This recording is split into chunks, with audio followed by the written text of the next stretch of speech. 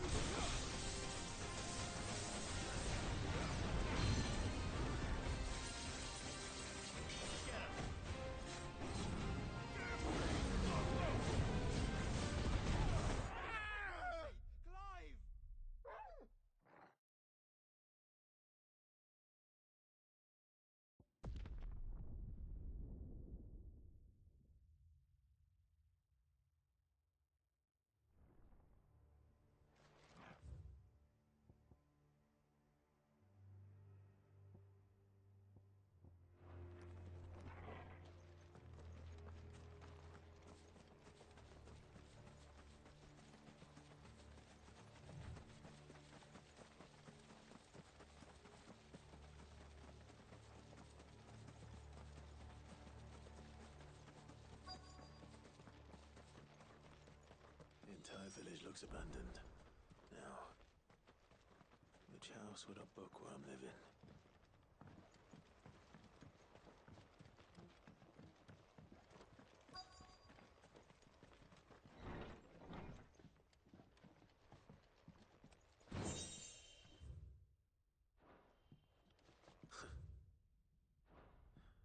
His interests were certainly varied. This is it. But if what it says is true, I need to get this back to the hideaway.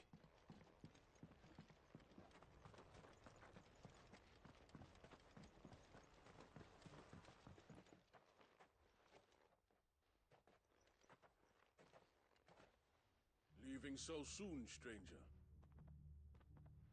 We've been watching you. From a distance, so to speak.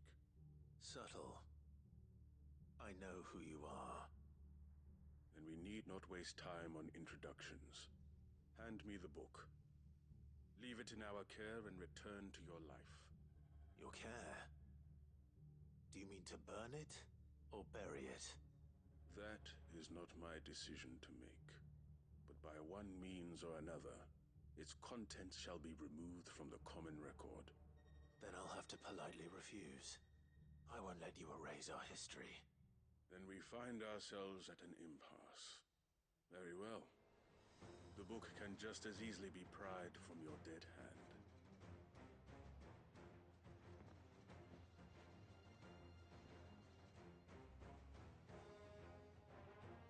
Let's see, shall we?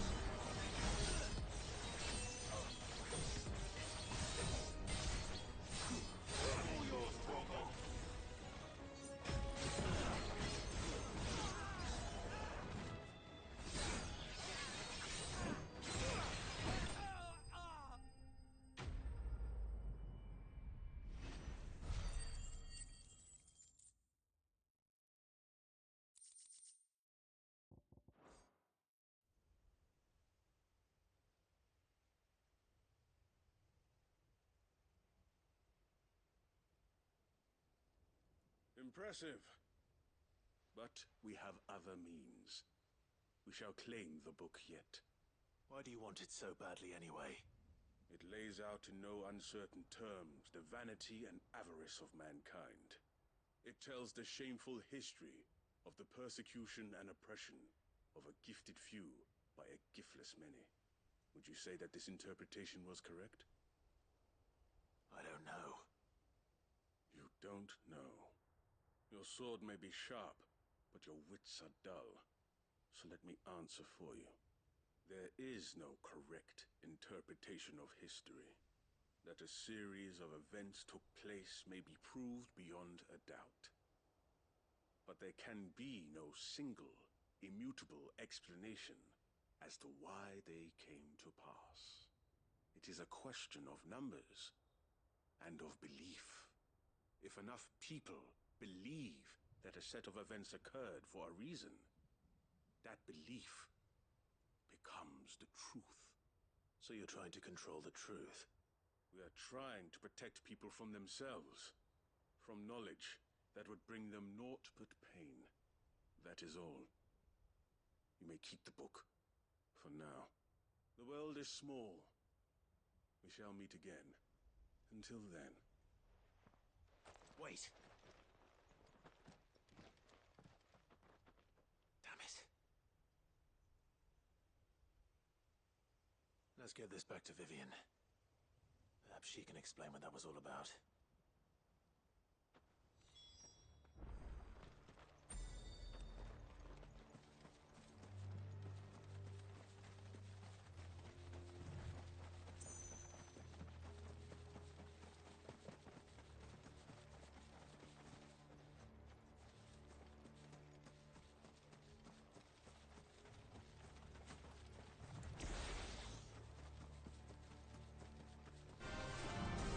Nothing.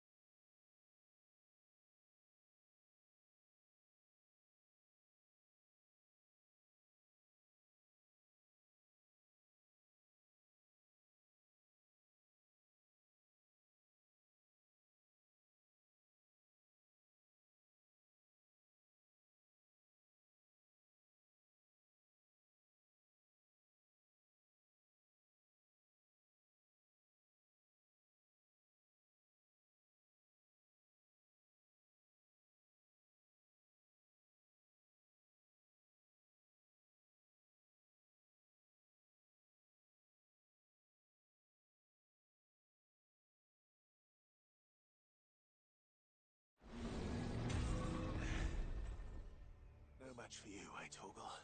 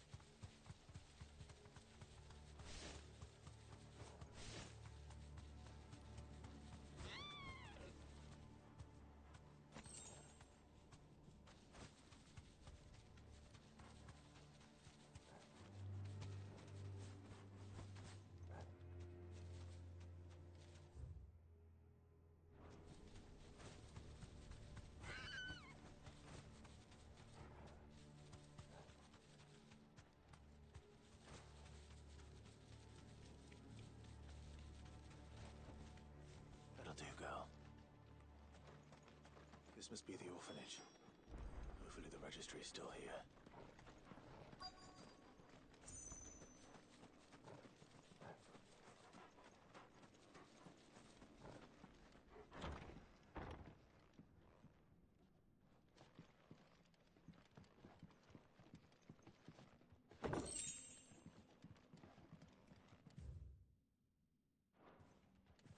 Disposed of. Conditioning. This is nothing short of torture.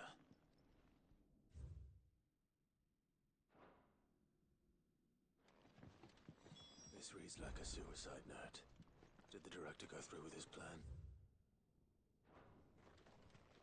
There's only one way to find out.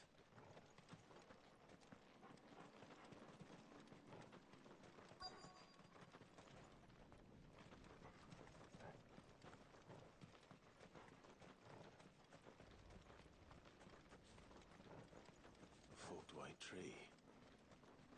This must be the place.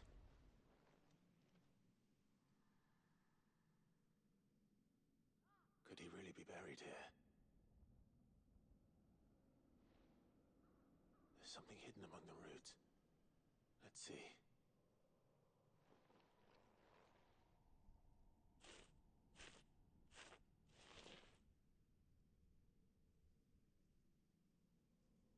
This must be the registry.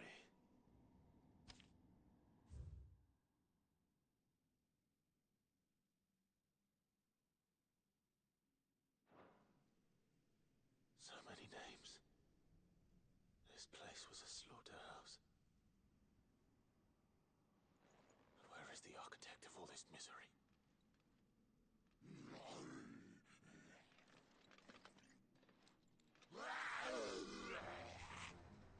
It was only a matter of time, I suppose.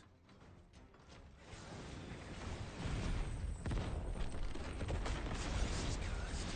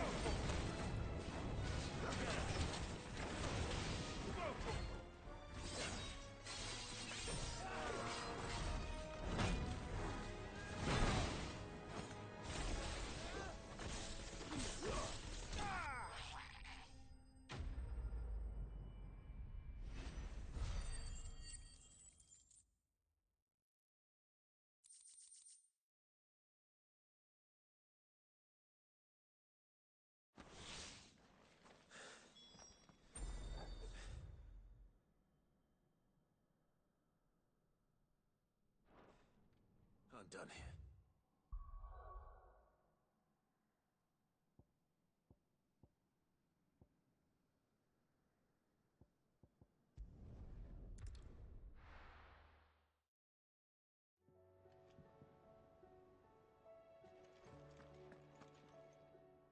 Uncle, I bring good news. The Field Marshal has agreed to your plan. Ha! Of course he has. I didn't doubt you for a moment, dear boy. Rutherford is accompanying him back to your manor in Port Isolde as we speak. They will await your return there. As will one other. One other? Who, exactly? Lord Havel was concerned that even if he could get the realm's armies to agree to an accord, he might not be as successful in convincing those with political power. He asked if I might have a solution, and I suggested a certain Imperial Lord Magistrate turned Liberator. One of your co-conspirators? Master Quinton would probably call me one of his, but yes. Another outlaw, then. Just the thing we need to put these rotten politicos in their places. Good thinking, Clive. I'm glad you approve. The more the merrier, eh? Uncle, assuming Havel and Quinton can solve our problem with the armies, you still haven't mentioned how we might manage the grain shortages. Oh, don't you worry, my boy. The 7 high houses will be seeing to that. They have all agreed to make the most generous of donations. Oh, of course, it did take a little persuasion, but luckily I had some unexpected help. From who? Why, you, my boy. Rumor has it that you rescued the Lady Ariane's head steward Rockford from a horde of bloodthirsty bandits. It was more of a handful. Well, the old battle-axe was so pleased. She had a shipload of talents delivered to my private docks by the next new moon.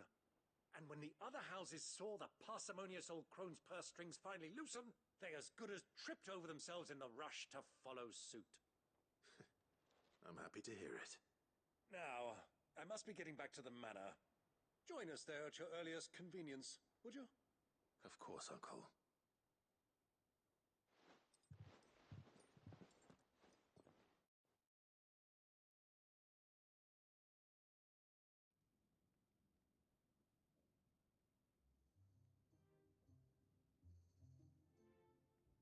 And how, pray tell, will we get that grain to the capital if the roads are still overrun with Akashic?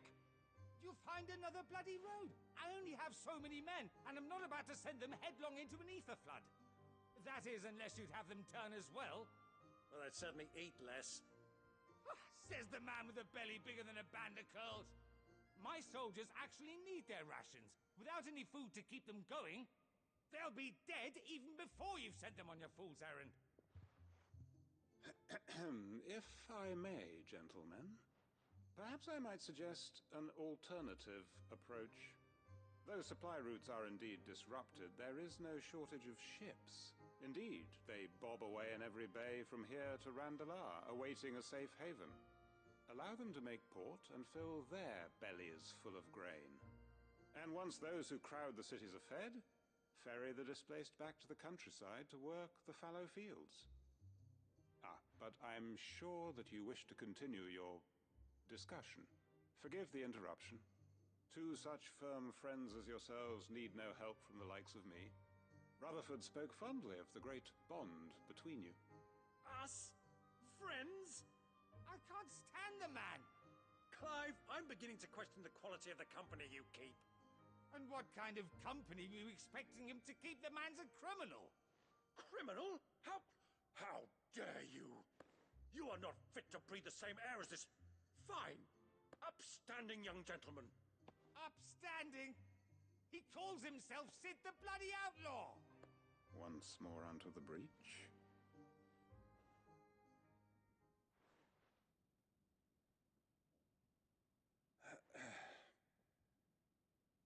Shall we begin again? What we seek here is not to create a new nation, nor to claim the thrones of those that already exist. We wish simply to bring stability to the realm that mankind might weather the current storm. And to do that, we must convince those in power, the generals, the statesmen, the nobles, that our cause is just. There will be disagreements, yes. And I imagine some resistance, much resistance. But we cannot let that deter us. If we show them the path, show them that we walk it ourselves, then I am confident they will follow. The fate of the world lies in my nephew's hands, but the well-being of her people lies in ours. And we must not squander the chance that Clive has given us. Uncle Byron, Now, with that settled, let's move on to the signing of the Accord. For what great moment in history hasn't been accompanied by a little ceremony?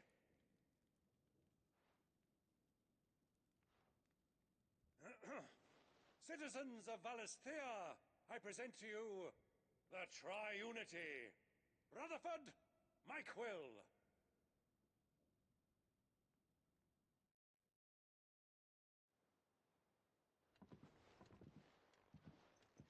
Well, my boy, the stage is set.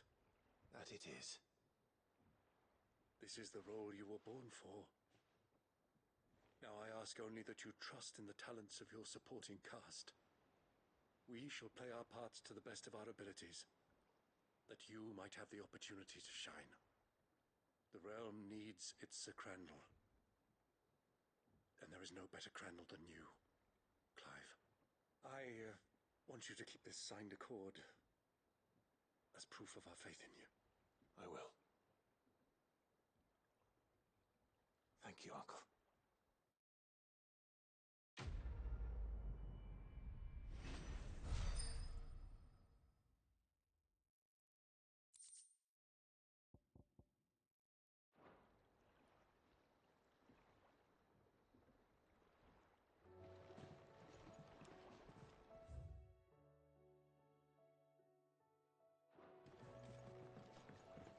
What do you think that thing is? And how the hell is Sid gonna deal with that?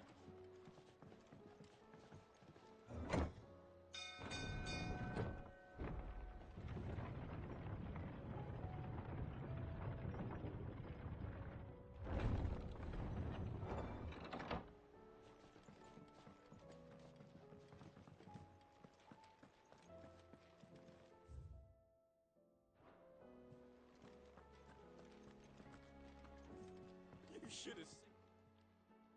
Welcome back, Sid. Welcome back, Sid. Yes. Welcome back. Trip wasn't too much of a pain in the arse, I hope. Truth be told, it was me who suggested roping you in to help with the trial. But from what I hear, things didn't go quite as planned. No, they most certainly did not.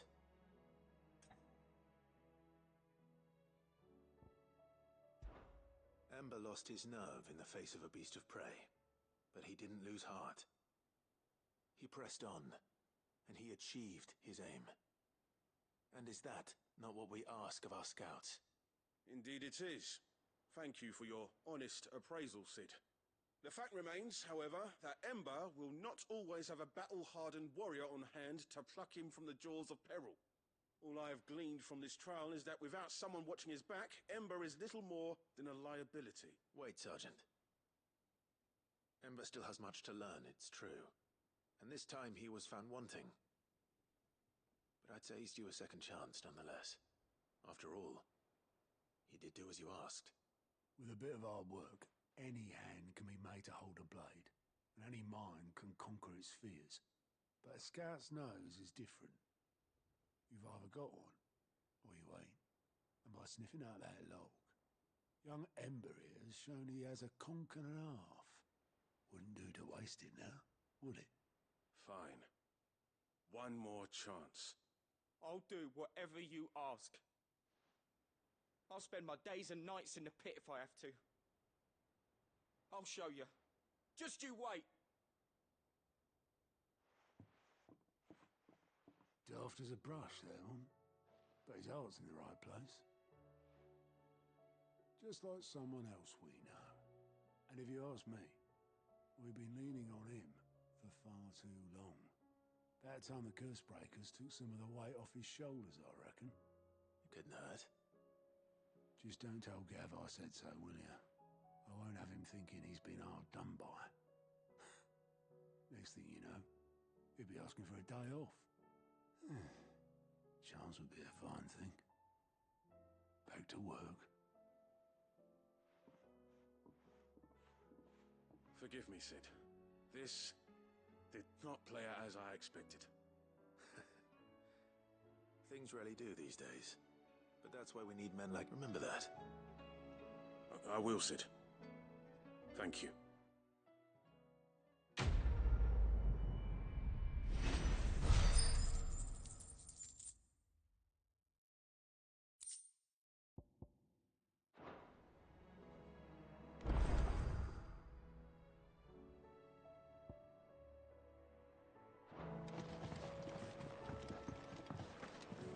There's something about it. I feel like it's...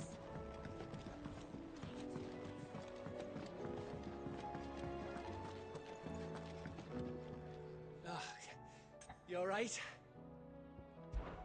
Something troubling you? No more than usual. It's just... Eda's baby will be coming soon, and I wanted to make something for it. I'm sure she'd like that. Back in the north, families would always make gifts when a bairn was on the way. Yeah, let the little tykes know they were welcome in their new homes, like. So, what's the problem? Well, the problem is that Eda's due any day now, and I don't know if I'll be ready in time.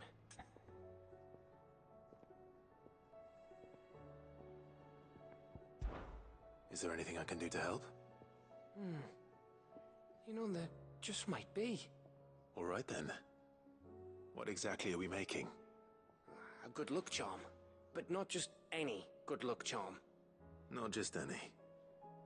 No. One made from the feather of a silver chocobo. There's naught lucky in all the realm, or so we used to say back home anyway. Thing is, they're hard to come by. Had Otto and Karen check with their suppliers, but nothing. I'd try and track one down myself, only... Only the big day is fast approaching. And that's all you need, a feather. That, or the bird whose oar sits attached to, aye. I was gonna start by asking around with traveling traders plying the northern borders. Well, there's no shortage of those passing through Martha's. I think I might make that my first port of call. I'll let you know if I find anything. You're a good friend, Clive. I won't forget this.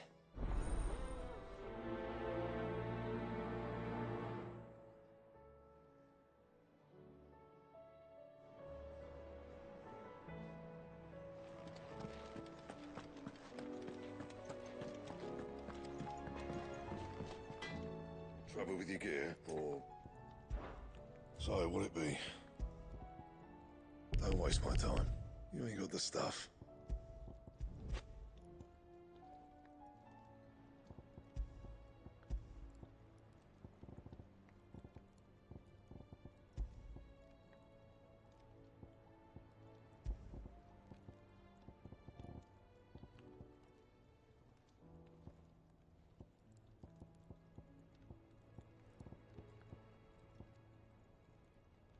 And how am I meant to do that then?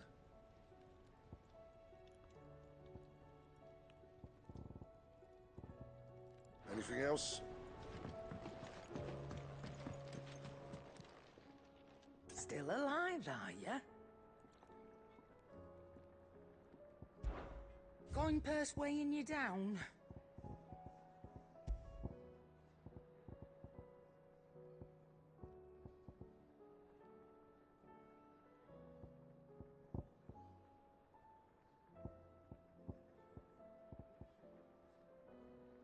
Is that all?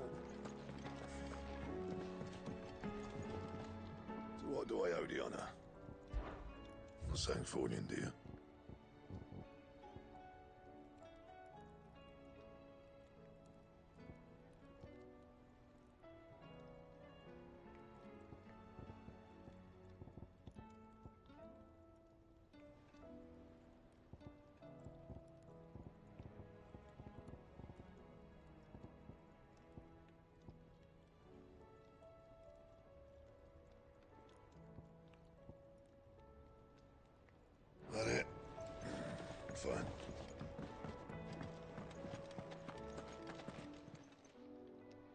It's a dangerous world out there.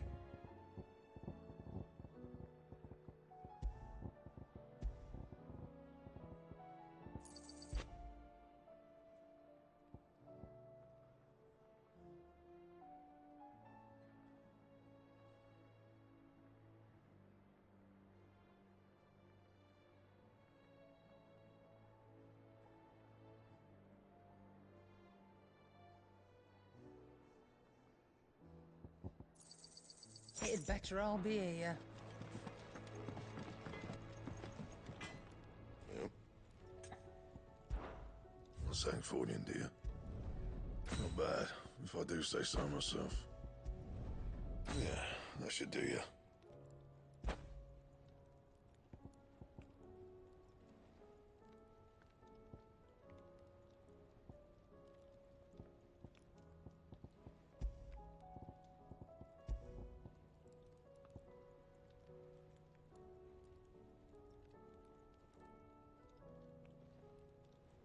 That it? Fine. Still alive, are ya? Go on, then.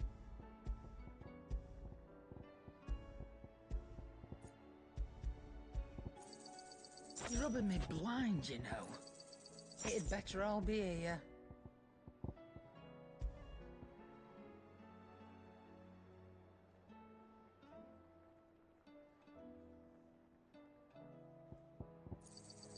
You'll not find a better price than that.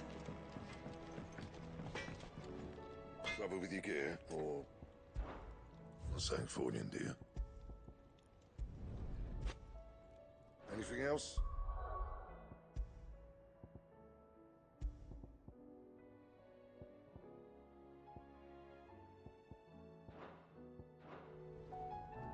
Yep. What do you want?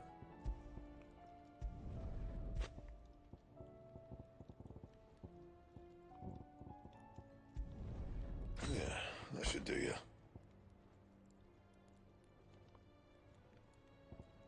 Anything else? Clive. Coin purse weighing you down?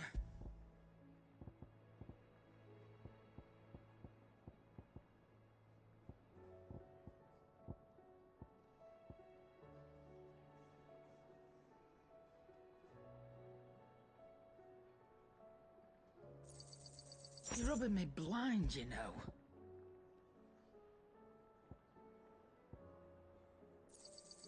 I'll be thankful you got that much. You got out else? I reckon I can find a buyer. You got out else? I reckon I can find a buyer. You got out else? I'll be thankful you got that much. I reckon I can find a buyer. You got out else? I reckon I can find a buyer. Trouble with your gear, or what do you want? Yeah, that should do you.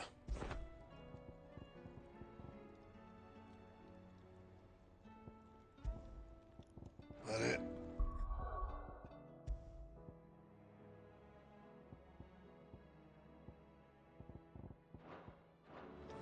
Fine. First the skies, then the crystal. What next? The advent of the great Greeker herself.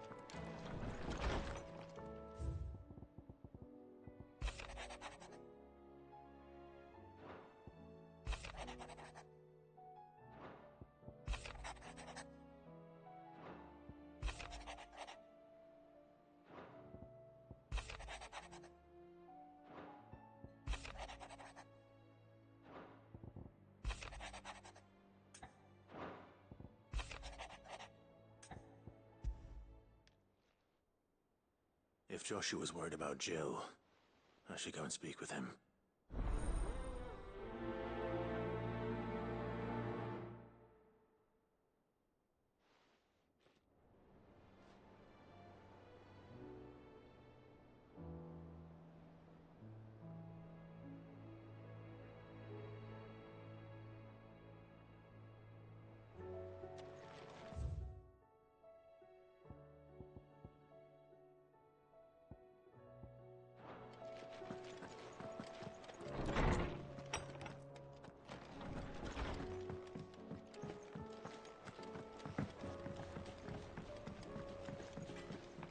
Say what you will.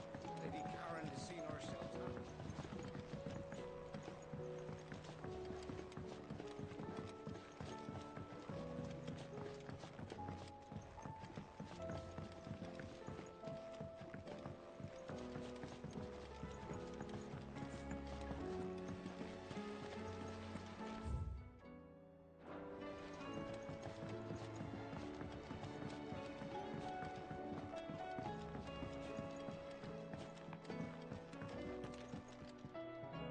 Mid, tell me this is all you need.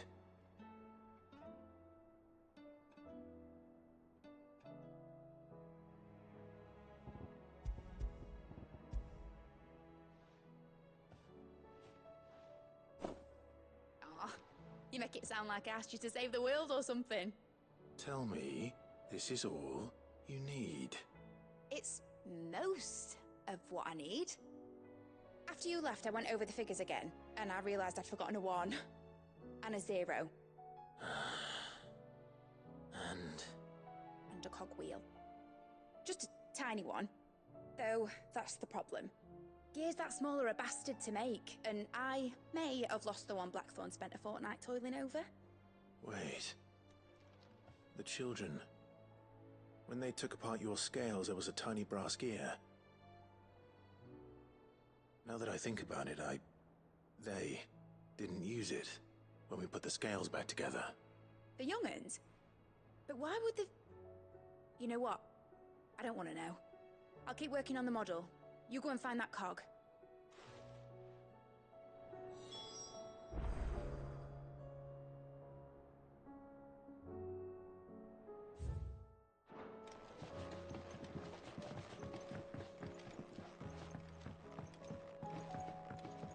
Has Midadol mentioned a new project yet? Not exactly. Sid! Is Mid still hiding from us? She wasn't hiding. She's fine. She's just busy working on her next project. A new invention? What is it? What is it? Is it an airship? I bet it's an airship! Do you think she'll let us help? That just so happens to be why I'm here. She needs something special, something only you three can provide. A brass gear. A tiny one. One that might fit on, say, a set of scales? Oh, the one you forgot! We remember! We saved it, just in case. It's in the bag of bits. Since your lesson, we've been disassembling, then reassembling everything we can find. All the pieces that are left over, we keep under our beds, just in case. That's good to know. Look! I found it!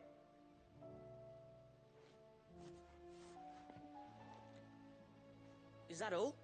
Just the gear? We have more parts if Mid needs them. That's all for now. But I'll let Mid know about your hoard.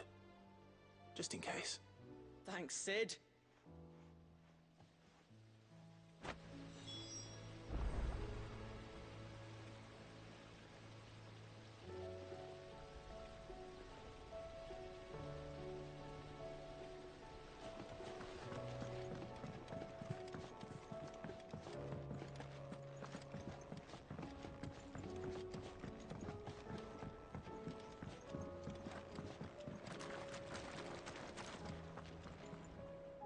I hear that you traveled to Ash, Sid. Did you by any chance recover the names of my fallen friends? I did. Yes.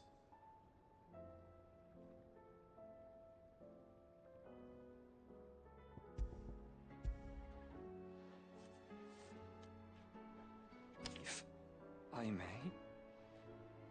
The bearer registry.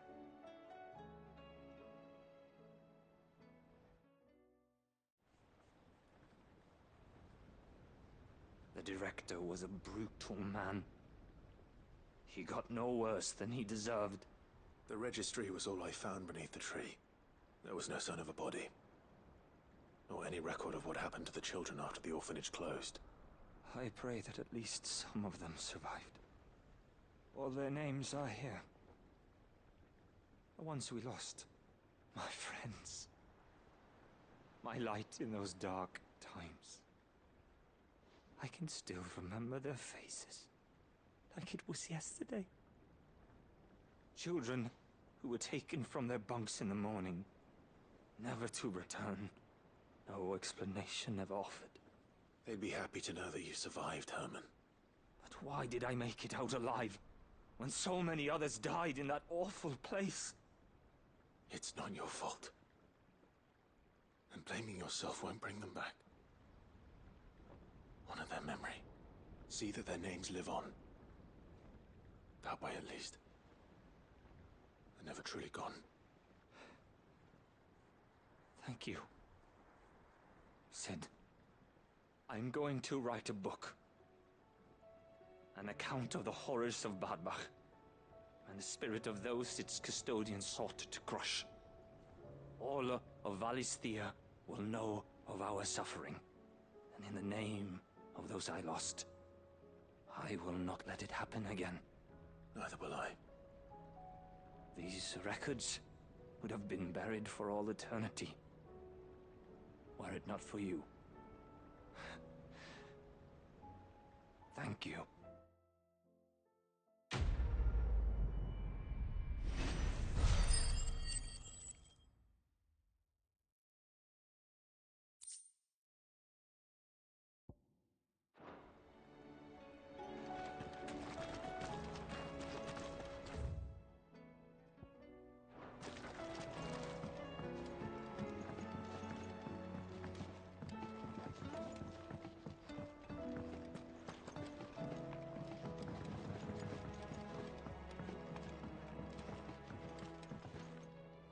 Well, did they have it?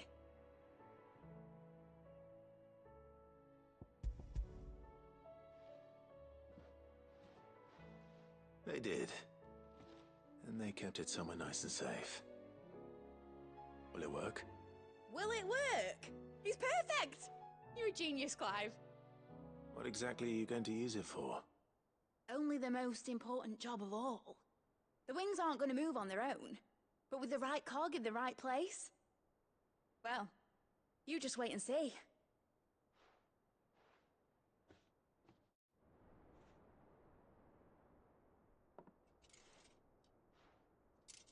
That should do it.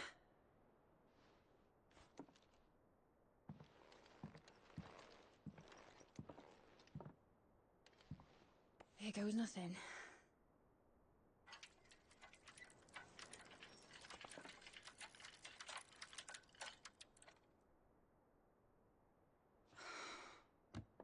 Titan's tits. It wasn't supposed to fly, was it? Of course it was supposed to fly. Wouldn't be much of an airship if it didn't. Honestly, these bloody engines are driving me mad. I was so sure this would be the day she soared. The Mithril engine was made to make dreams come true. But maybe this is one dream the world's better off without. Show folk how to take flying. It won't be long till they're raining death down on each other. People will lose their homes. Children, their mums and their dads. Like I lost mine. I'm sorry. So am I, Clive. So am I.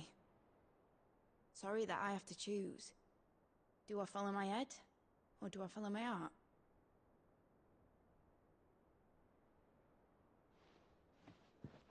Good question. The first time I stood on the deck of your ship, felt the wind in my hair. It was like I was flying. But imagine how it would feel to actually do it. My dad always said there were two ways of living life. Chasing a dream or shuffling to your grave. And he were right. right about a lot of things. Not that I like to admit it. People need dreams to chase. Especially in a world like this.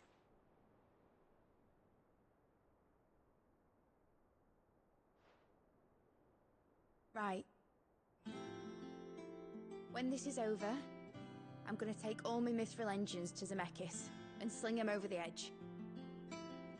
I won't have my dream end up turning into someone else's nightmare. But all that hard work... All that hard work will not be used for war, Jamie. But it ain't like it'll be gone. Tell me, Clive, have you ever been on a treasure hunt? Not since Joshua and I were boys. Why do you ask? Because I'm gonna bury the engine schematics and leave behind a little riddle telling people where to find them. A really hard one, so that only the most dedicated dreamers will ever be able to work it out.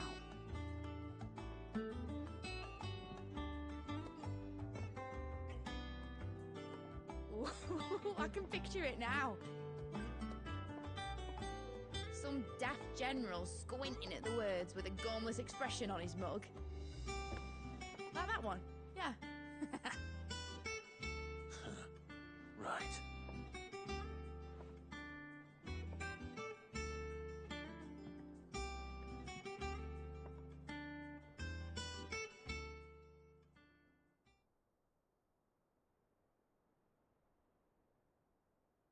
Of course, if I'm putting this engine at the end of a treasure hunt, I'll still need to make it a treasure worth hunting for. Won't be much of a prize if it couldn't even make a toy boat fly after all. My dad always said, dream big. But it ain't the size of a dream that's important, is it, Clive? Only that it's a good one. And I reckon I've got a fair few good uns left in me. I'm sure you do.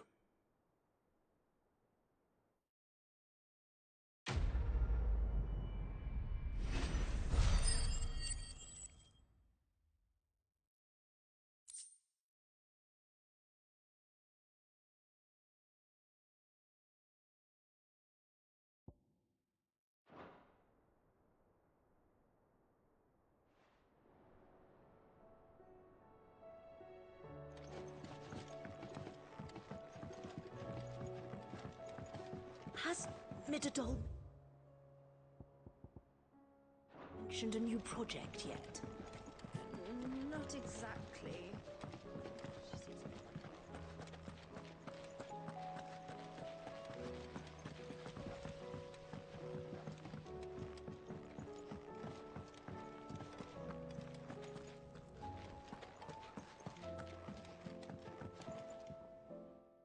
Vivian. I found it. The book you lost.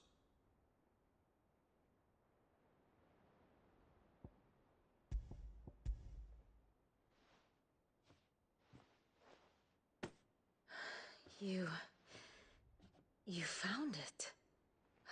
Thank you, Clive.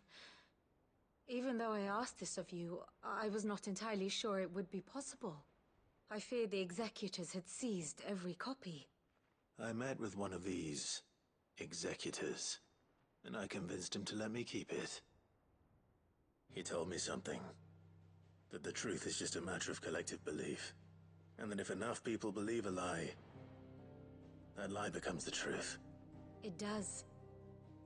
But it also means that the truth is not immutable. That it can be changed.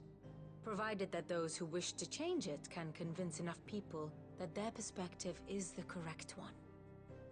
As the sad history of the bearers proves. You said that the book inspired you to become a scholar. It did. Or its author, rather. She was a heretic, you see. A firebrand and a dissenter. A gallows stood ready for her in every corner of the realm. And by shunning society, or perhaps being shunned by it, she stumbled upon a truth so potent that an entire realm trembled at the prospect of its utterance. I, too, have always felt somehow set apart from the world of men. A stranger to my own species. She taught me that my solitude was not a curse, but a gift. And that, though my journey to the truth might be a lonely one, what I found at my destination would be more than worth the cost. Do you still feel that way? That you're not one of us? Honestly, I'm not entirely sure anymore. Since coming to the hideaway, I find my thinking somewhat clouded.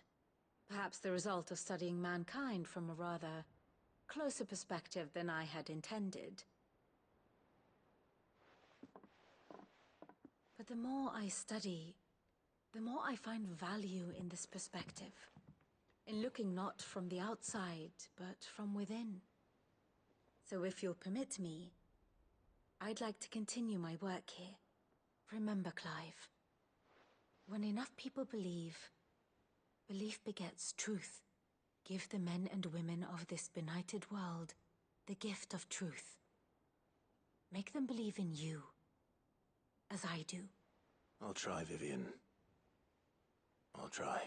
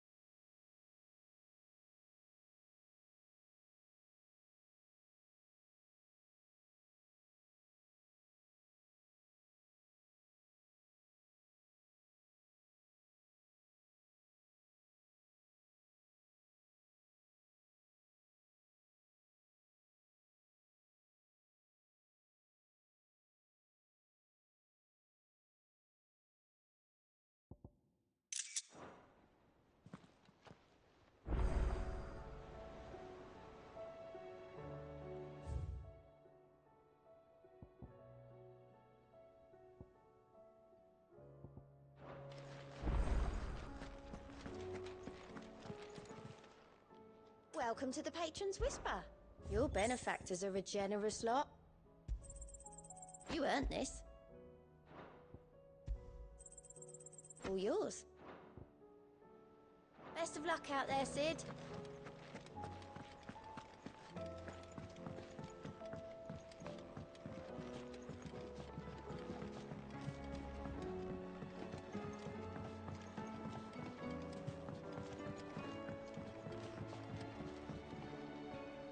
Joshua, I read your message. You're right. Jill is different. I don't think I'd realized how different, but since we returned from Drake's spine, I've felt it more and more. I suppose it's not hard to imagine why. She doesn't think she belongs anymore. And that's why we need to remind her she is still one of us. To let her know that we still need her, now more than ever. That you still need her. But how to do that? When last we were truly close, we were but children. Of course. Do you remember the time we accompanied Father on his annual tour of the Duchy? And Jill and I broke from the procession to ride up Man's Hill. To see the snow daisies, I remember. It was the first time Father had allowed us to join him. And when he realized you were missing, he had the entire retinue down to the pot boys combing the countryside. In the rain. A thunderstorm forced us to take refuge in a grove of oaks before we'd even made it halfway there. It was the Lord Commander who finally found us, and needless to say, he was none too pleased. Then it seems you and Jill have unfinished business. What do you say? Man's Hill. It's not that far. Oh, true. Though I suspect it is also much changed. Little in southern Rosaria remains as it was when we were children. You're saying I should go and scout the area for bandits? I'm saying we should first go and see if there are actually still any snow daisies left. What would you do without me, Clive?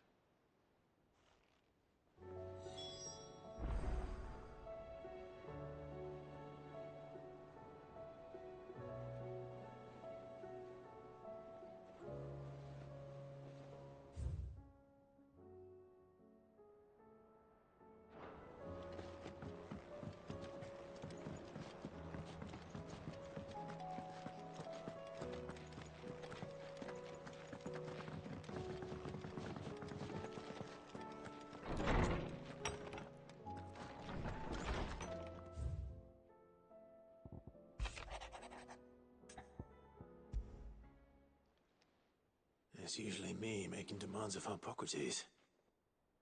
I wonder what this is about.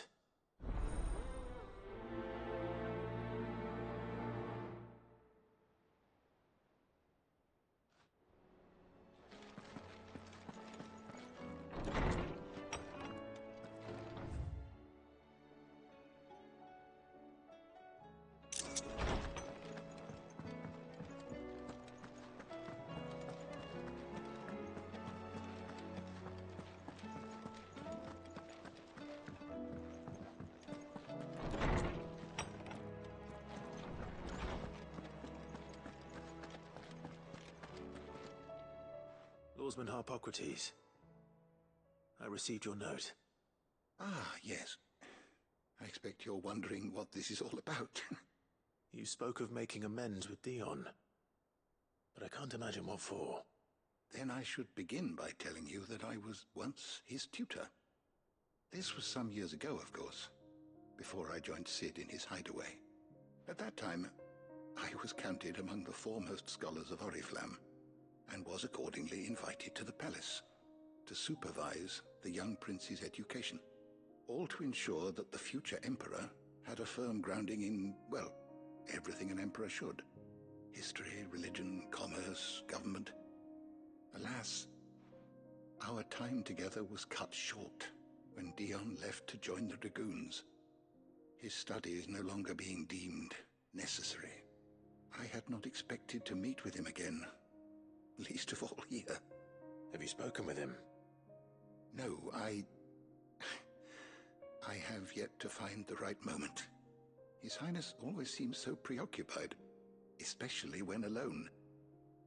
I would not wish to disturb his ruminations with idle words of greeting, not when I know he dwells upon the evil Ultima had him commit in the Dominion.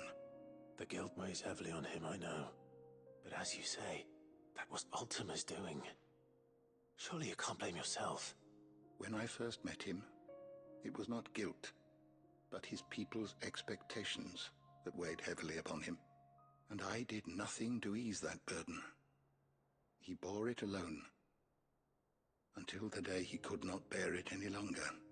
It is one of my greatest regrets, that I only ever offered him my wisdom, when what he truly needed was friendship. The blame for Dion's transgressions lies not only on his shoulders, but on mine. I see. I'm ready to help you in any way that I can. Then I beg that you bring me a wild wyvern tail. Apothecaries across the ages agree that even to glimpse such a flower is to be granted inner solace. Fabulists and fraudsters all, of course. But there is oft a seed of truth to be found, where even the most outlandish opinions align. Well, it can't hurt to try. Where can I find this flower? And how will I know it? You have seen cultivated wyvern-tails before, I trust. The lily-white blossoms from whose roots the poisonous ink for the brand is distilled. Well, those which grow in the wild differ only in their purple hue. The harsher the environment in which they are raised, the deeper the color. There is a waterfall in Rickmal's roost across the strait, where the flowers once grew in abundance. Whether they still survive there, I know not. But try as I might, I can find no likelier location. It's all right. I'll find you a wyvern tail one way or another. Thank you, Clive. And please, be safe.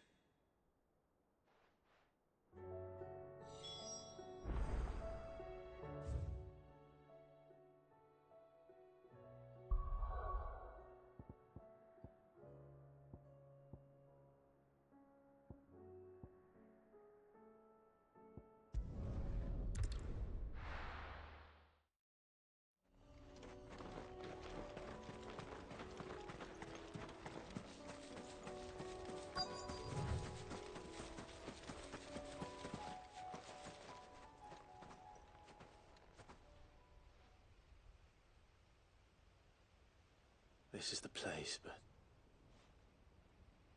I'm sorry, Clive.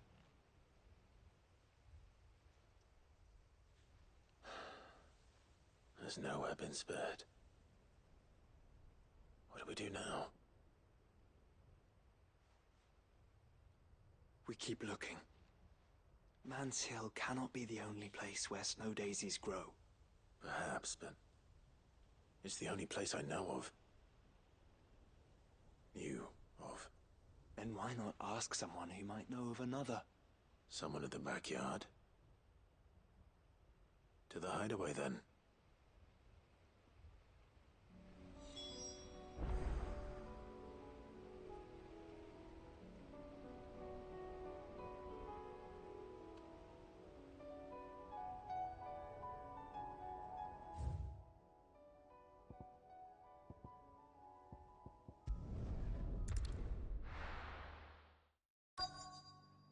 Let's hope one of the merchants here has what Gavney. Excuse me. I'm looking for something. Oh, well, then I'm your man. A silver chocobo feather. Oh, or maybe not. Though you're not the first to mention the bird around here. There was a man stopped by the rest not long ago, claiming he was attacked by a silver chocobo. Near some gutted hovel, not far from Eastpool. Most took him for a braggart and a liar, but who knows? Perhaps there was some truth to his tale. We'll see. Thank you.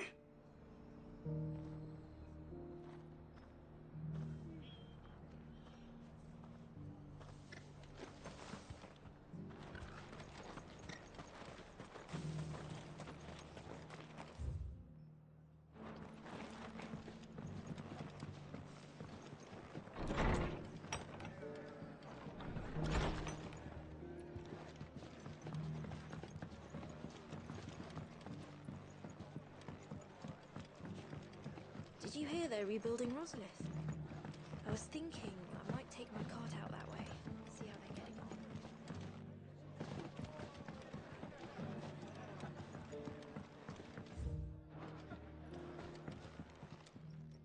Just about surviving, are you? Stop by for an ale any time, eh?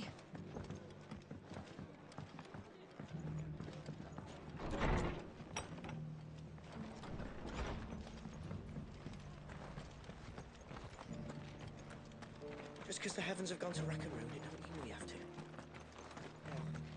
It doesn't still hurt, does it? Oh, 1,000 cashew jars couldn't hurt.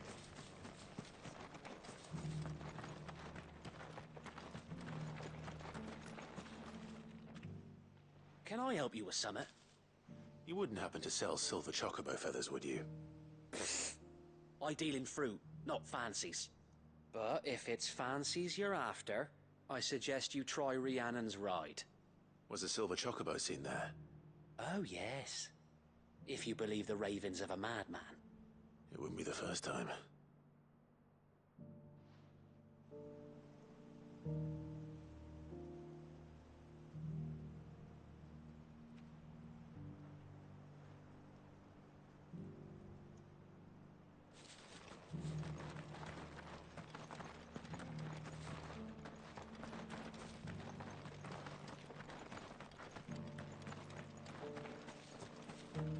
whoever's idea it was to take those bearers away to Eastport has my thanks. Look, Daddy.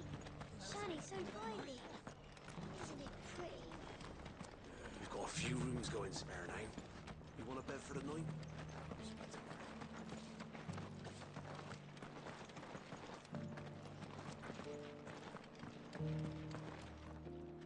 How do, traveller? You've the look of a man who could do with a new whetstone. Or perhaps a bawdy etching of the Vicerine. Maybe another time. I'm looking for a silver chocobo feather. If that's the case, rumours are all you're likely to find. No one has seen a silver chocobo for years. Word is they were all hunted for their feathers. Some northern nonsense about bringing good luck. Didn't bring them much, nor their bows. If any are still out there, I reckon they'll be doing their damnedest not to be discovered. You're probably right. Thank you anyway. A silver chocobo sighted in the hills near Rhiannon Tride. It sounds almost too good to be true. But since I'm already...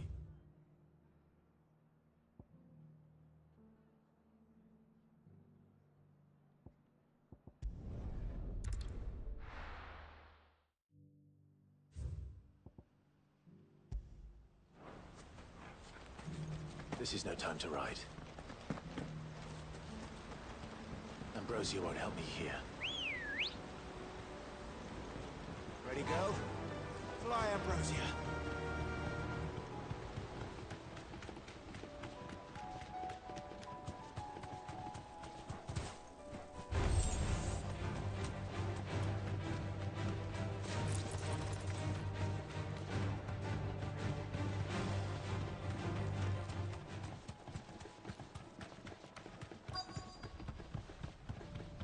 Tracks.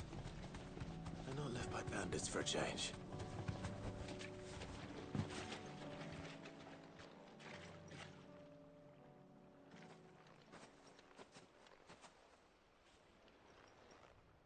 More tracks. And these look fresh. The chocobo was here. And recently. Perhaps it still is.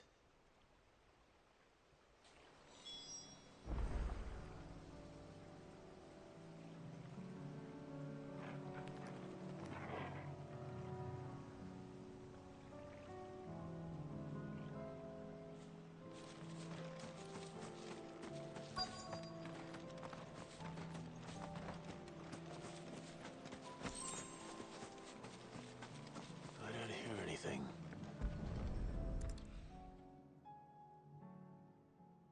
Well, I'll be damned.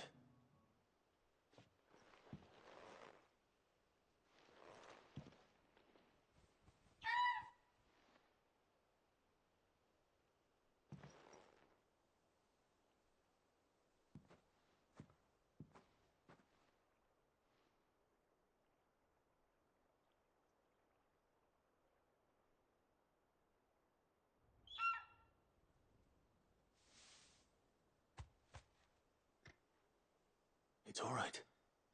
I'm not going to hurt you. Just borrowing a feather for my friend.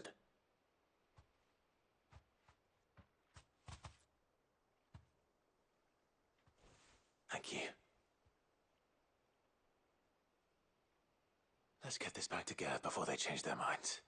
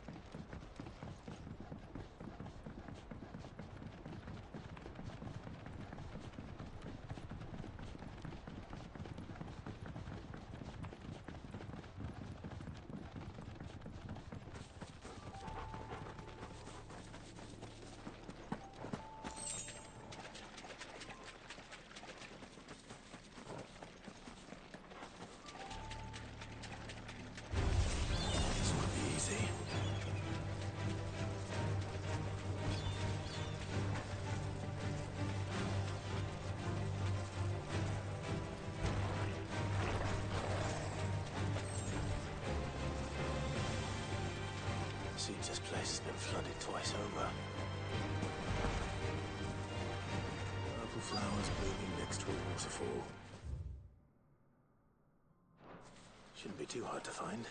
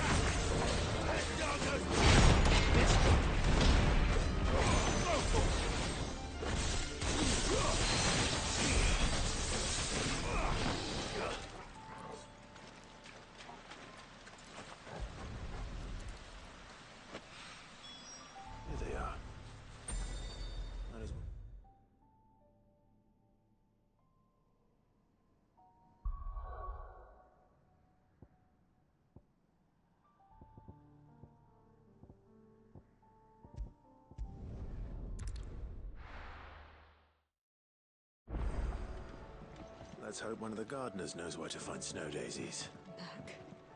Of course they will. It's just a big crystal. It was no trouble. Clive, you're back. How'd you get on? Any luck? Any luck, you say?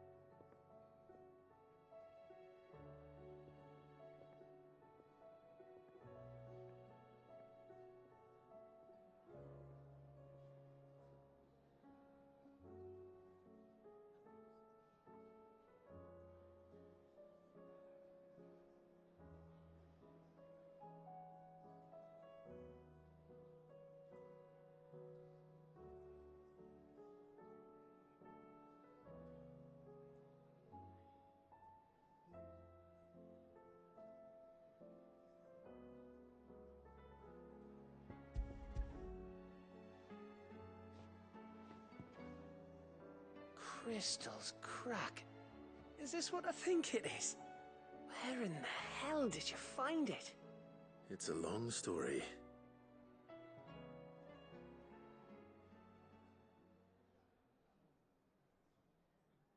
Right there on the road to Eastpool. Who'd have thought it? Everything up there's been abandoned for years. The empty cabin made for the perfect shelter.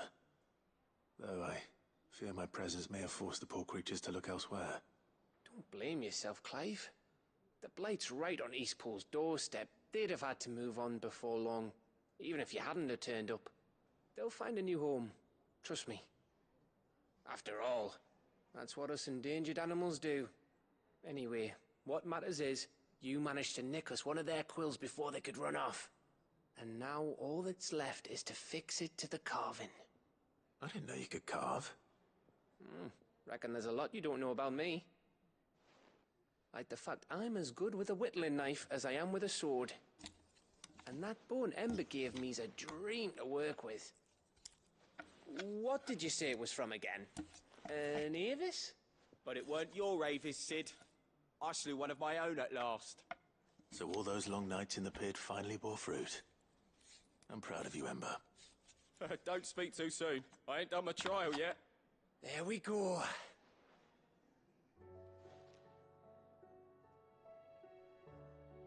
What do you think? I think if you ever hang up your scouting cap, you'll be able to make an honest living. Oh, will I? I should go and see if Ed is awake. Give it my best. You can give it to yourself. Come on.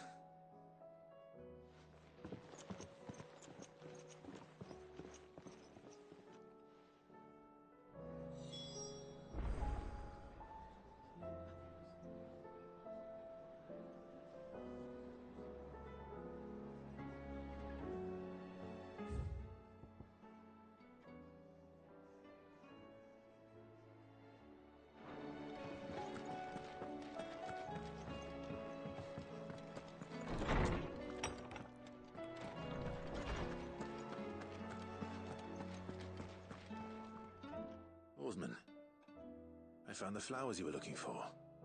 You did? I think I did.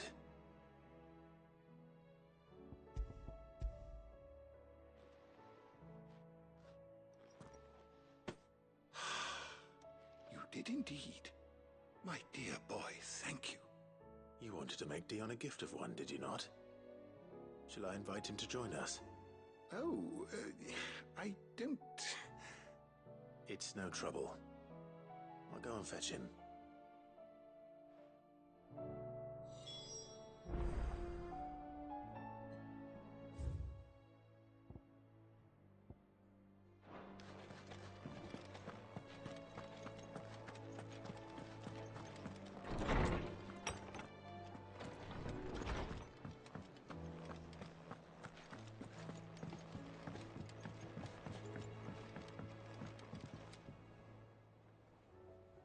Your Highness, would you do me the honor of accompanying me?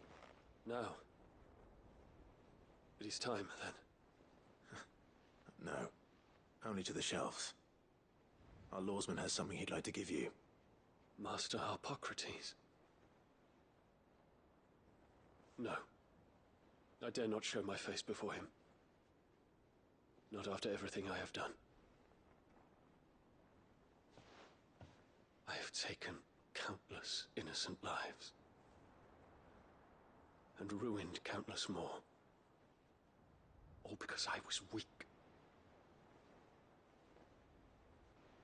I have sworn to atone for my crimes or die in the attempt. But were I to meet with him again, and see in his eyes what I have become, I fear that my resolve might falter. Then that is all the more reason to do it. Test your resolve. Prove to yourself, and to him, how strong it truly is.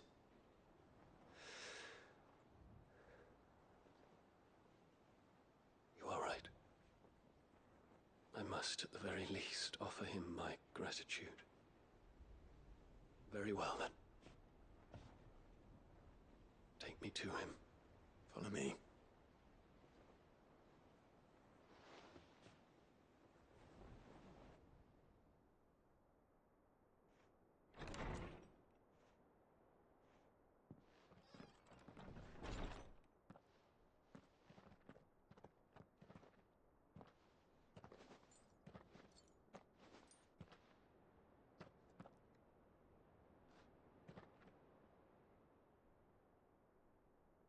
Even now, I hesitate to approach him.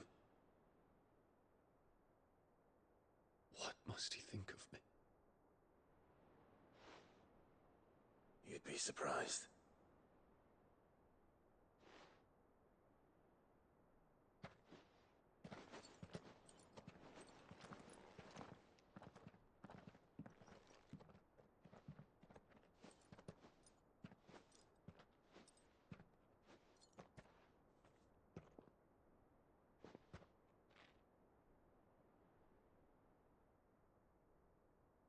Master Harpocrates, pray, accept my apologies for leaving your tutelage before my studies were complete. Your lessons opened my mind to a world quite unlike the one I had imagined from within the gilded confines of the palace. And I shall be forever grateful for the efforts you made to enlighten me. Lift up your head, Your Highness. The deeds of youth require no apology. That you took the time to visit me says much about the man you have become. Now, there is something I would like to show you.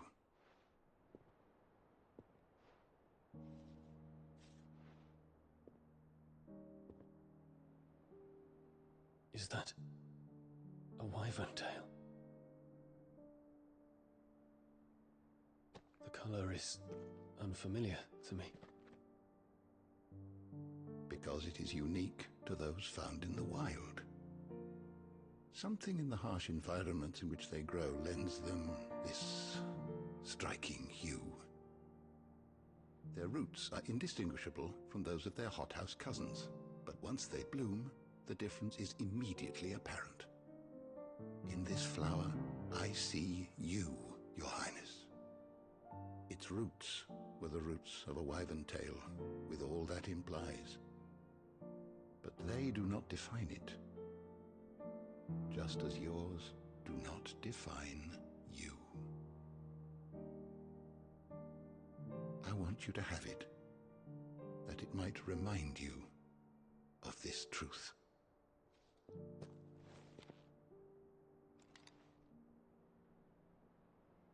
Master Harpocrates, I would ask of you a service. Keep your gift until I have fulfilled my duty to the realm, for only then shall I be deserving of it.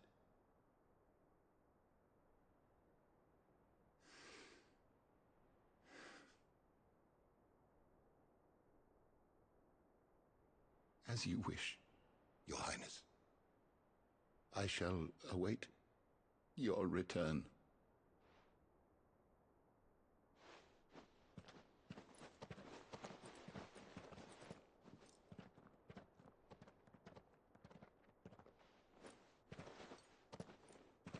Our roots do not define us. No wonder my stepmother didn't like him. For reuniting me with memories I had thought long lost.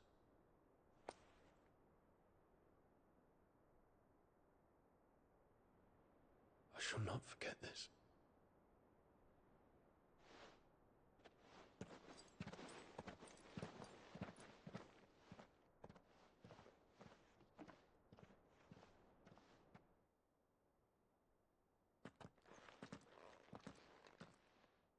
Thank you, Clive. Were it not for you, I fear I might never have found the right moment to speak with him. Not to mention the wyvern tails. I shall plant their seeds, that I might not disappoint His Highness upon his return. I hope the soil in the hideaway is to their liking. Why, these flowers bloomed in the bleak, black wastes of Waloed. I'm sure Nigel's yard will suit them to a T.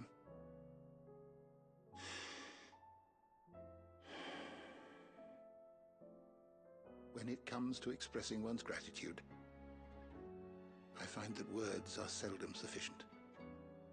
Here. What's this? A stolas quill, or or more precisely, my stoler's quill. 'Tis said that an owl's feathers are steeped in the wishes it hears over its long lifetime.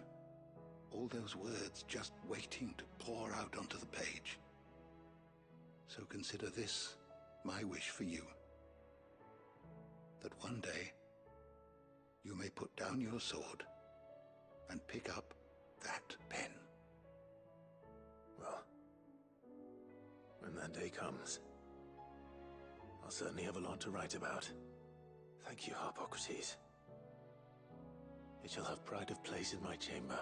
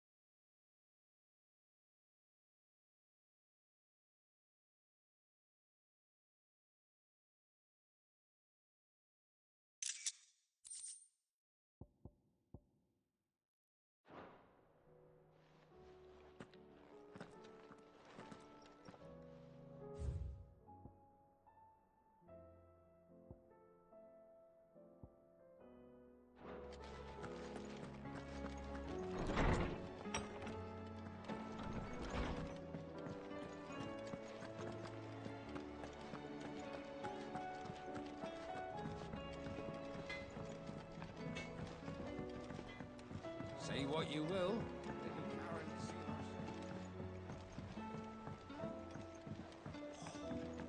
This should tide us over until the new moon.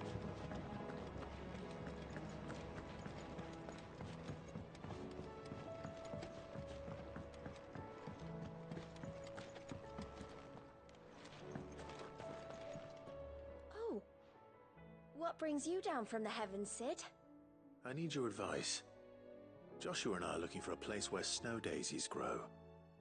Preferably in abundance. Snow daisies. Then you'll want somewhere not too hot and not too cold. And where the winds are strong enough to carry the seeds. I reckon Man's Hill would be a good place to start. There in the Royal Meadows, perhaps? Both have similar climbs and the right elevation. If the Blight hasn't claimed them yet. Right. Thank you. Did you learn where we might find our flowers? The gardener here mentioned the Royal Meadows in Sambrek. Ah, the fields beyond Northreach. Well, if that's the case, then Yote was right. I recalled that she kept the record of our travels, you see. So I asked her if she'd perhaps noted anywhere that snow daisies grew, and she mentioned Oilafeist Bay. Whose shores border the meadows. Off we go then.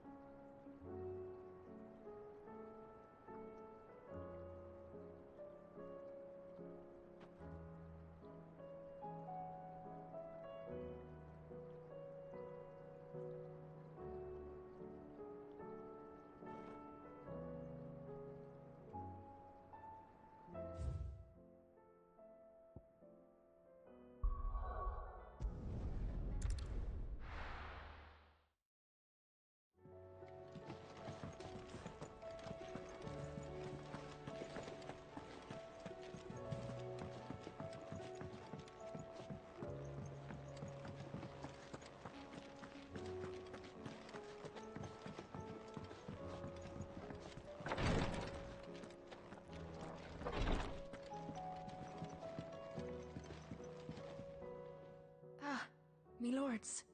How are you feeling? Well, thank you. Is something wrong? Wrong? No, nothing like that. What it is, Go on, please.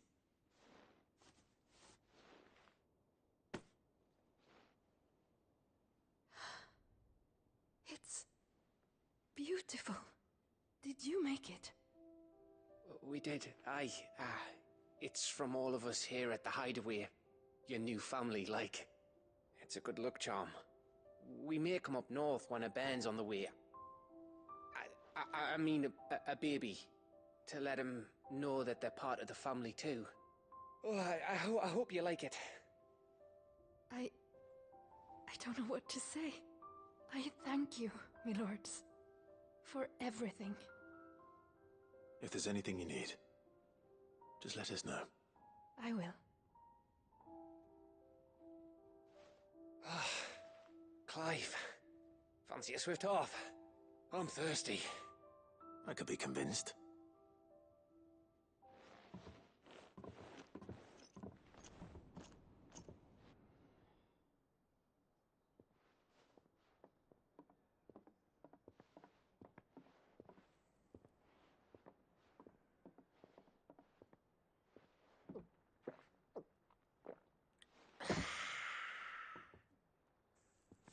Don't you think you've had enough?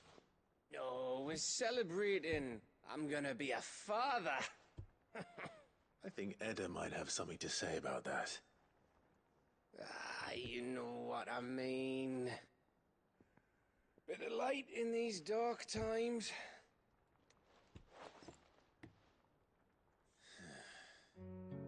Wasn't long after me 10th name day. My mum told us she was with child again. I was over the fucking moon. I was looking forward to having a little one to lord it over, what with me being the runt of the litter. Thought I'd finally have a chance to prove to the world that I could be a big brother. Imperials came the day she went into labour. Had myself a baby sister. And then I didn't. My whole family gone in a blink, while I hid in the cellar like the spineless little arsehole I was. Great brother I turned out to be.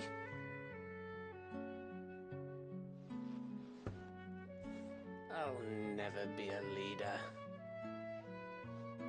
And I'll never be a hero. I'm just a daft little dog who comes running when his master calls. I'll never be like you, or Sid, or Jill, or even Torgal. Have you finished? Maybe.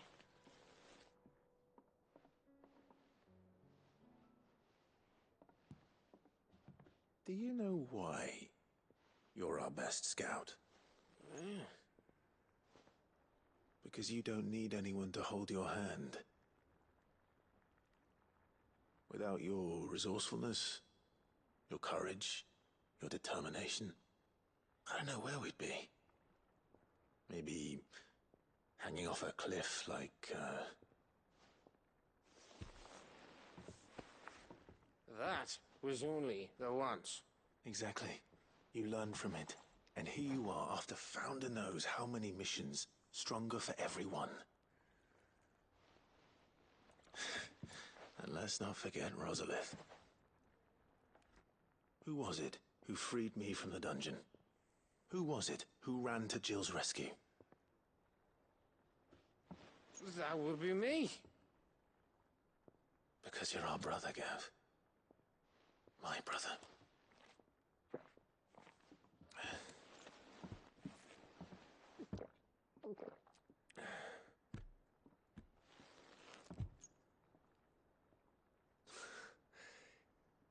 Your brother.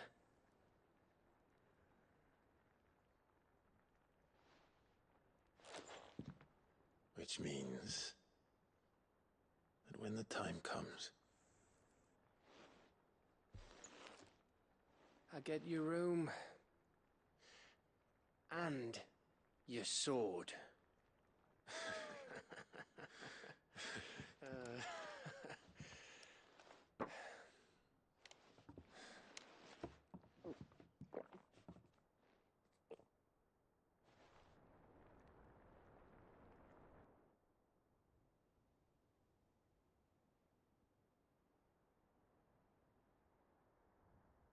I may have had one too many.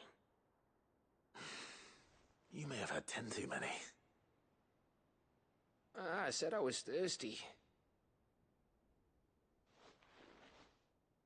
Better get back to work anyway, after I walk this off. Clive? What is it? Thanks for, you know. I know.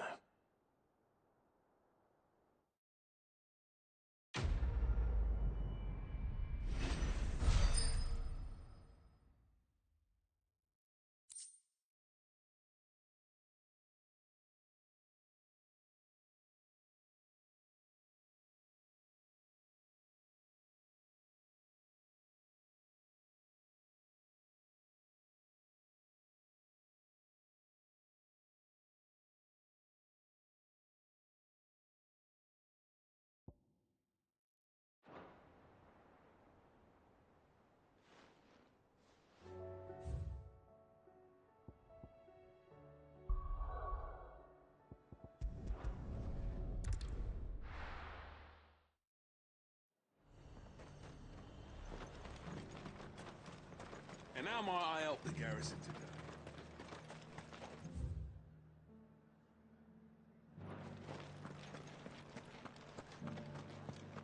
No use calling Ambrosia now.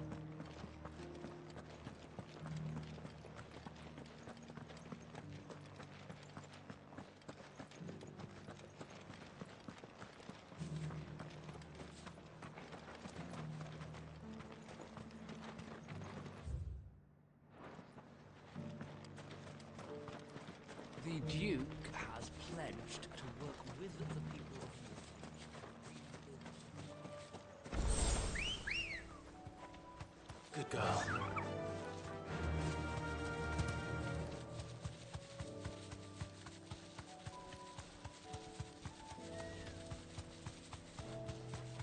The meadows are vast. Where do we even start? Yote mentioned the coastline. We can start there.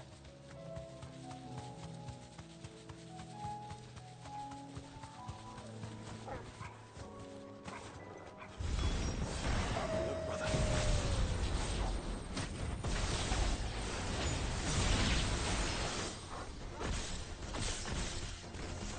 See them? The flowers and our friends. This one.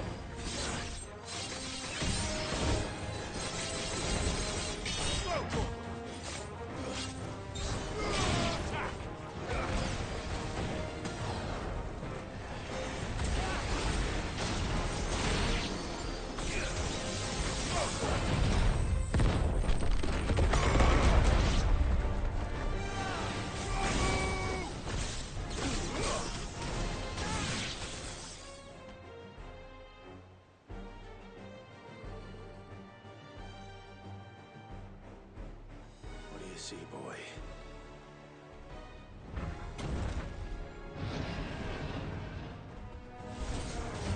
Let's hope this is the last one. Only one way to find out.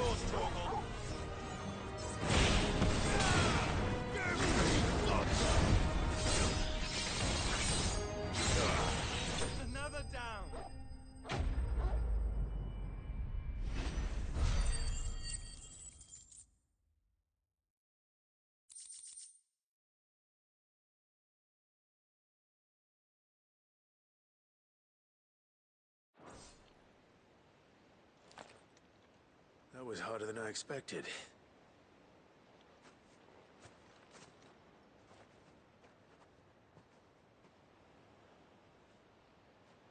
But found her. It was worth it. They're beautiful. Do you think Jill will like them? She'll love them. Come on. Let's go.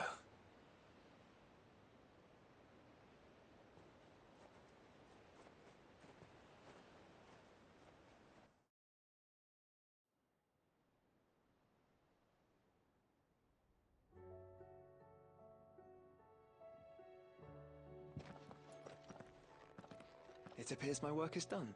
The rest, as they say, is up to you. Well, you and the skies.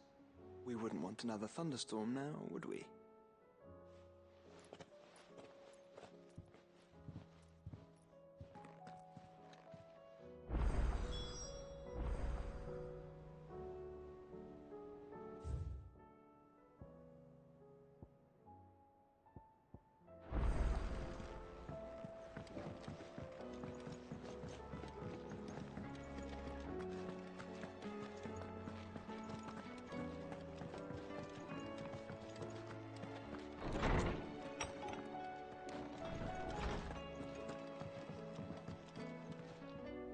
Jill, there's something I'd like to show you. There is? And where might this something be? It's, not here. Now, I know this is sudden, but how would you fancy a trip to Oriflamme?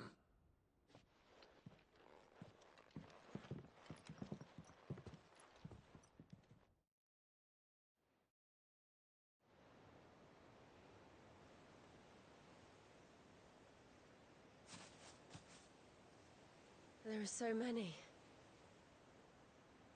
This is what you wanted to show me.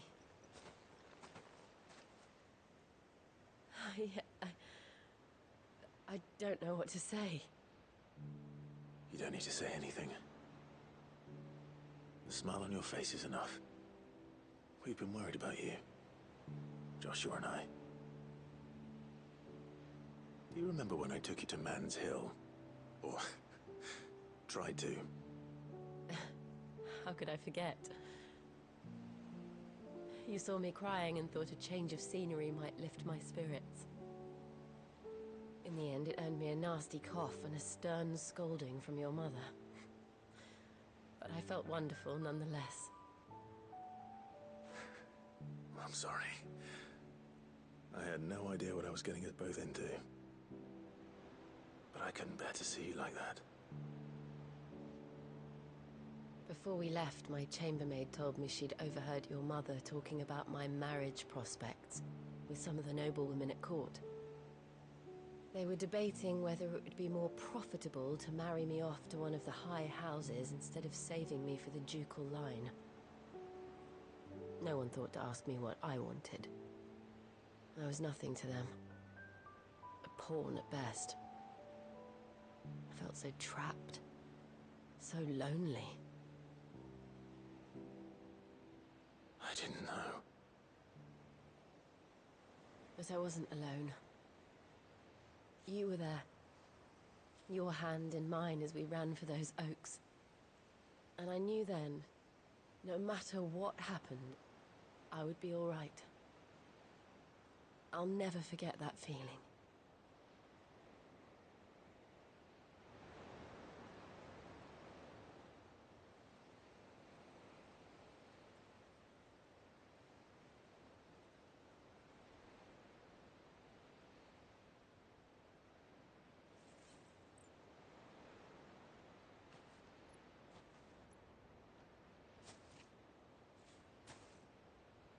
Before we broke camp, the morning after the storm, do you know what I did? No? What?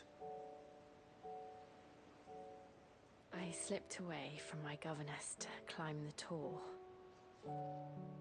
And from there I saw a sea of petals, all reaching for the sun. And I realized that No matter how terrible the night, dawn would always come.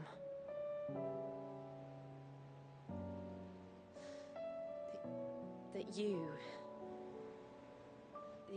would always come for me. And you have. Again and again.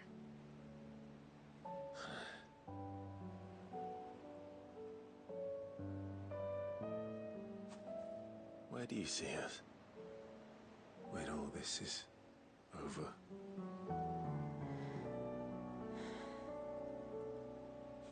I don't know.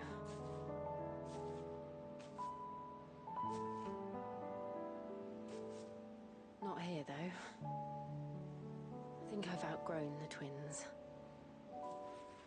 After everything we've been through, the realm just seems so small. I'll need some space to spread my wings. Then that's what you'll have. And I'll stop at nothing to see that you do.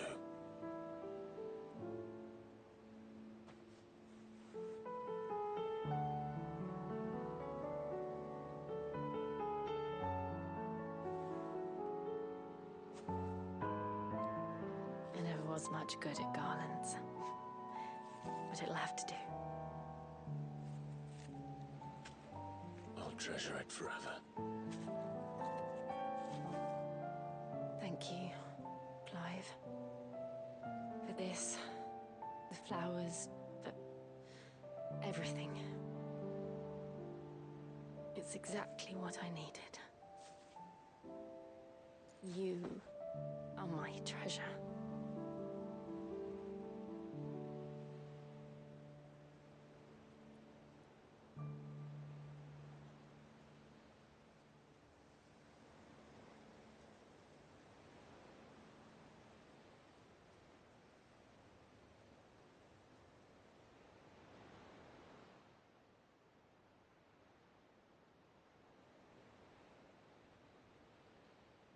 We should probably be getting back. I expect the others are wondering where we are. You're right. There's still much to do. And we'll do it together.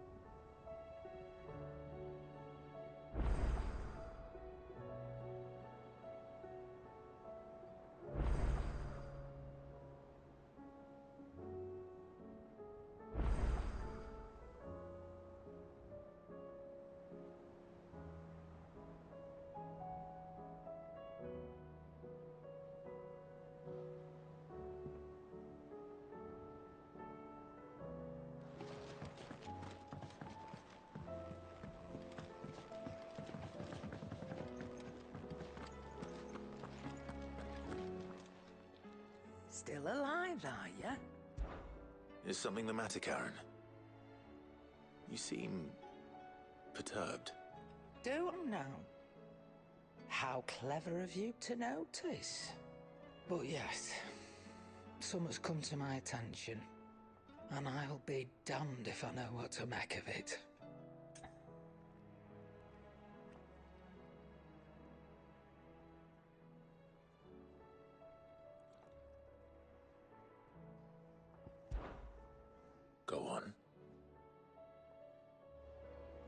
It's probably quicker if I just show you. Here. Some sort of crystal. Though, I don't remember seeing one that color before. Aye, well, that makes two of us.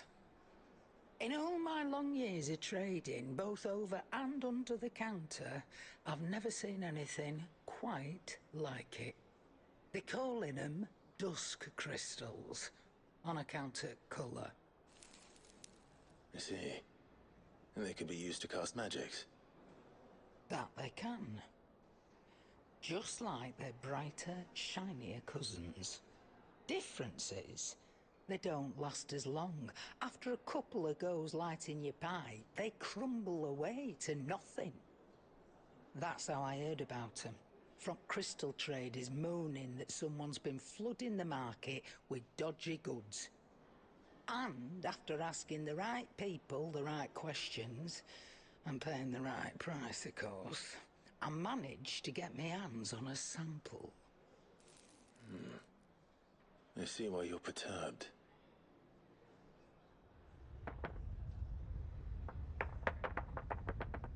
Hey, Hope.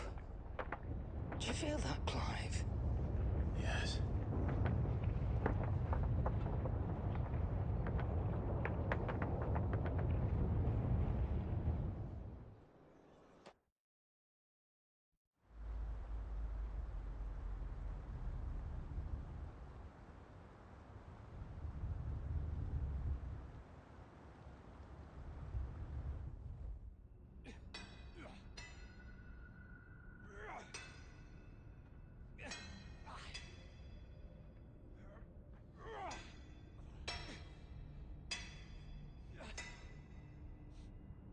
All right, lads, that'll do for today. I said that'll do for today. Yes, Chief. Yes, Chief. Let's get this lot back to town, fill our purses and then our bellies.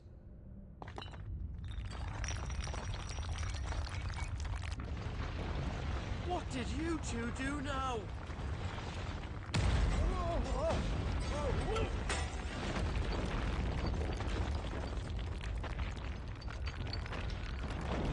Please tell us you bought another lantern.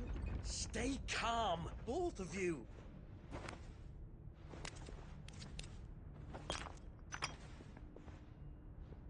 Who needs a lantern when you've got one of these?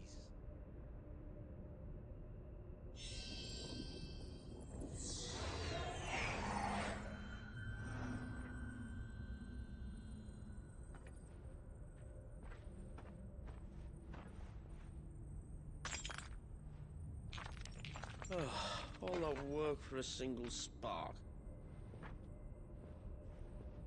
Well, there'll be no more sampling the merchandise today.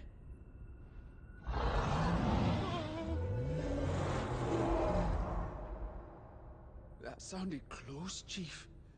Really close. Really, really close. Now, lads, what am I always telling you? Good things come to those who run!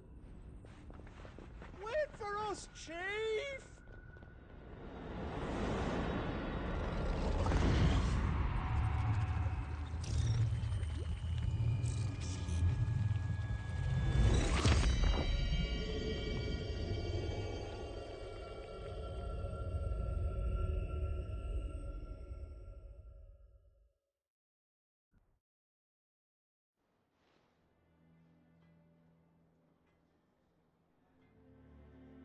I've never felt a tremor this far inland before. Me neither. But then, I'd never seen skies like these till a few moons ago, and it's been all change ever since. Come to think of it, the first anyone ever heard of these dust crystals was after you lot came back from the Dominion and brought this bloody weather with you. Do you think the two things are connected? Who knows? Could just be that with Drake's tail gone, the black market was running short of the good stuff. The Dominion's mines were the only source of new shards left in Storm after a certain evil outlaw decided to do away with the other mothers. And with the price of decent crystals going through the roof, traders turn to dealing in stuff they'd never have touched before. The question is, who's selling these crystals and where are they? Wait. This color. They couldn't be from Origin, could they? No, that wouldn't make sense. I saw it form in the sky, and that was long after we returned from the Dominion. But if they didn't come from Origin or any of the other mother crystals, then... does that mean... that you missed one? Aye. That were my thinking, any road. Another mother crystal we didn't know about. I'll speak with Joshua. If you're right about this, we need to find it. And quick, I'd say. On account of which, I'll take this shard over to Tomes for you. Get him to give it a once-over, case it rings any bells. Right. Thank you. And I expect you'll be wanting Jill's help with this, too. Right again. I will. Let me go and find Joshua, and we'll meet you in the shelves.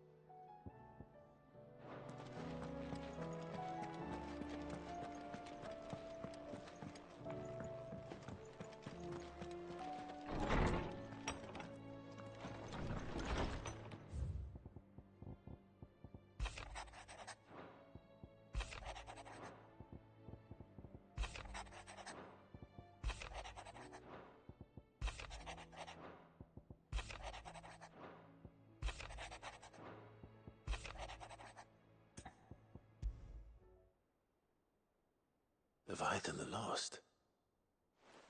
But why now? After all this time? Why, what now? Oh, I'm not sure you'd believe me if I told you. After all we've been through. I doubt there's anything that could surprise me at this point. All right then. Rouse Joshua and meet me in the mess. We'll talk there.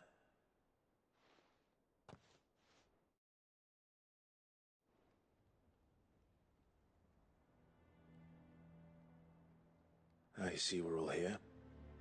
So, what is it this time? I'm not sure yet. The letter delivered to my chambers omitted a few crucial details. Do we know its provenance? That was one of the details it omitted. But whoever the sender was, it seems the Dame held them in high enough regard to point them in our direction. The Dame? Well, she's not one to waste our time. It must be important. Important might be an understatement. If the letter is to be believed, Leviathan's dominant is in danger. And someone wants us to save him. Leviathan? So the Warden of Water has finally returned. What has it been? 100 years? More. The Lost moniker dates back at least that long. Even our venerable lawsman would not have been so much as a glint in his father's eye when last the mighty serpent brought his crushing waves to bear upon the realm. But why the gap?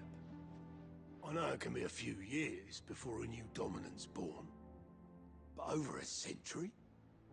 Should the dominant of Water's bloodline have been severed somehow, it could have prevented a new dominant from awakening. But if one has awakened now, he couldn't have chosen a worse time. Every nation in the realm has lost its dominant. If word gets out that there is still one to be had, they will stop at nothing to claim it for their own. And the twins will be at war again, just when humanity most needs to come together. Did the letter say anything else? Only that if I wish to know more, we must meet in person. And that the Veil can arrange a meeting. If nothing else, you can be certain it ain't a trap. Famous last words. I'm coming with you. As am I. Thank you. Both of you. And Otto? Yeah. I'll keep an eye on things here. Didn't fancy coming anyway. Thank you. I shall leave the Invincible in your capable hands.